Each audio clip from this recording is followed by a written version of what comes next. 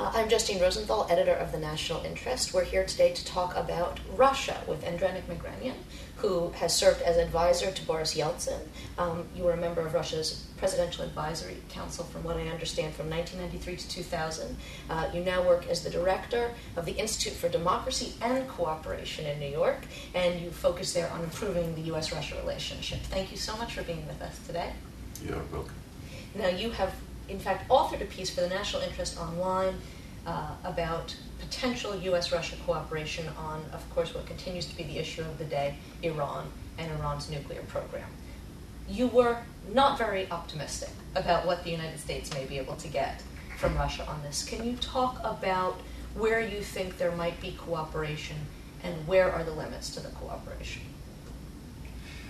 I think I raised a couple of questions which are very important for Russian-Iranian relations because, as I mentioned, Iran is an important market for Russia. Iran is an important country for military, technical cooperation. Iran is a very important economic partner, and Iran is a neighboring country which has an opportunity, if Iran be hostilized by Russia, to interfere in Russian affairs, mainly trying to destabilize and radicalize Muslim population in Russia, in Northern Caucasian region, and in other places. That's why, in many senses, Russia's policy towards Iran is very sober, very responsible, and that's why Russia can't just overnight to be nice for Washington to change its policy towards Iran. That's why Russia is reluctant to join American tougher sanctions against Iran, or even some kind of measures which could be taken by Israel or U.S. military actions or any kind of other actions. This is the reality, which means Russia has limits. But at the same time, I said that though Russian official authorities denounced this position, at least until now, they could be quid pro quo. It depends what Russia can get from the U.S. in order to change its position towards Iran. And what does it have to get? What does Russia have to get for the United States to get cooperation? I think that the major problem for Russia now is Russia's near abroad. Russia is very sensitive about these territories in post-Soviet space. Russia would like to have friendly relations with its neighboring countries like Ukraine, Georgia, Baltic states, Belarus, and others. And Russia would like Americans to be more delicate in this case, not be heavily involved, and not support anti-Russian forces in these areas. You know, I have to ask you, though, I mean, a lot of people have been arguing that every time we make a concession, the United States was told that the missile shield was the issue that had to be ceded to Russia in order for there to be cooperation. Now that issue is off the table, and a new issue is now the issue that has to be conceded in order to get cooperation from Russia. So now it's not missile shield, now it's the near abroad in general. No, the problem is that missile shield is another problem. The problem is that, as President Obama said, it was a wrong decision made by previous administration. Mm-hmm. This is the correction of the wrong decision. It has nothing to do with Russia and Russian interest. Even President Obama emphasized that. Well, but it clearly had something to do with Russia. Yeah, second, today American government doesn't have money just to waste it, to give that to Poland, to Czechs, to others. And the third, of course, in general, it is good for Russia that they are not going to deploy this shield, but now we are hearing the discussions about Patriots, which could be deployed in Poland, about new configuration. We are listening from different American administration officials about closer integration of Georgia into NATO, about different kind of things concerning Eastern Europe, concerning Ukraine, which means we are getting always contradicting signals from Washington. That's why Russia's position, in this case, Russia would like to have a clearer approach on behalf of U.S. towards the post-Soviet space, because this is the core problem between Russia and the West at this moment. And then you feel that should they get those concessions, they would be willing to take the risks that you say are inherent to putting sanctions, further sanctions on Iran. Yeah, I think that I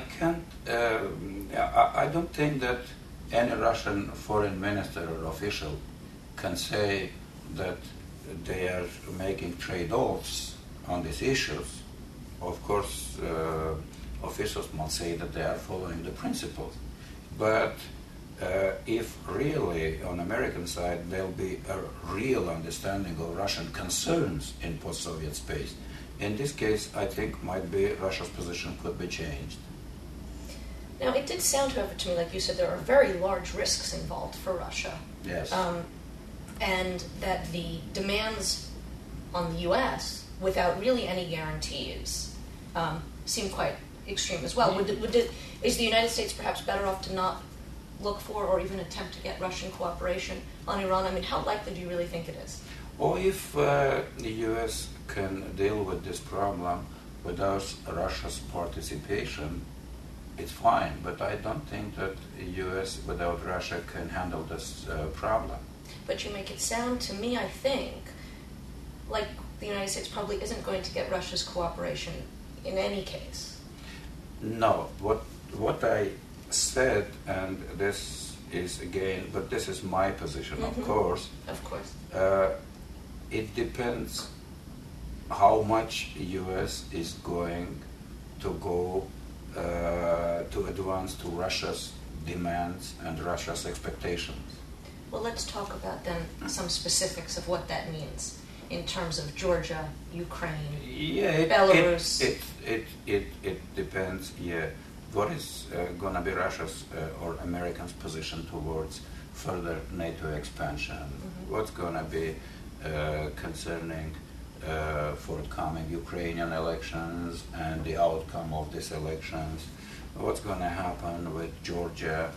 Is the U.S. going to be a real competitor with Russia in post-Soviet space, or Americans are going to be rather partners and the state which understands Russia's legitimate interest in its neighborhood. So does this mean then, in order to get cooperation on the Iranian sanctions, the United States would need to drop NATO expansion for Georgia and Ukraine and basically take no position on the Ukrainian upcoming January elections?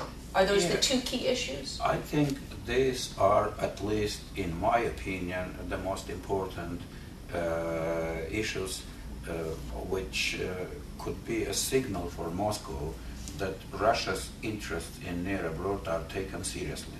In this case, Russia can go further in meeting with American interests and American expectations. And then what do you think they would get in return? And I think this is going to be our closing question. Should the United States be willing to make concessions on NATO expansion, they will get in return, in terms of the Iranian sanctions, the following.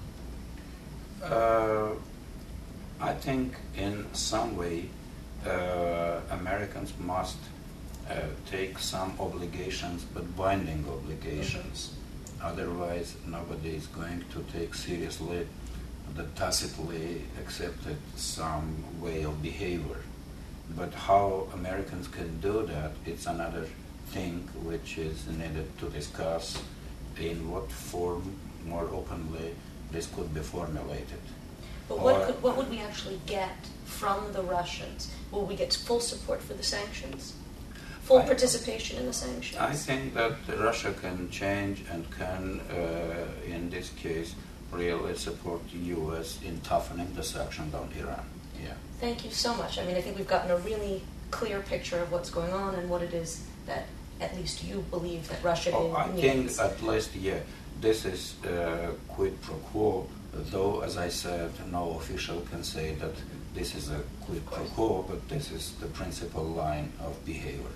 Andranik, thank you so much for joining us. It's been a pleasure. You are welcome. Thank you. Thank you for inviting.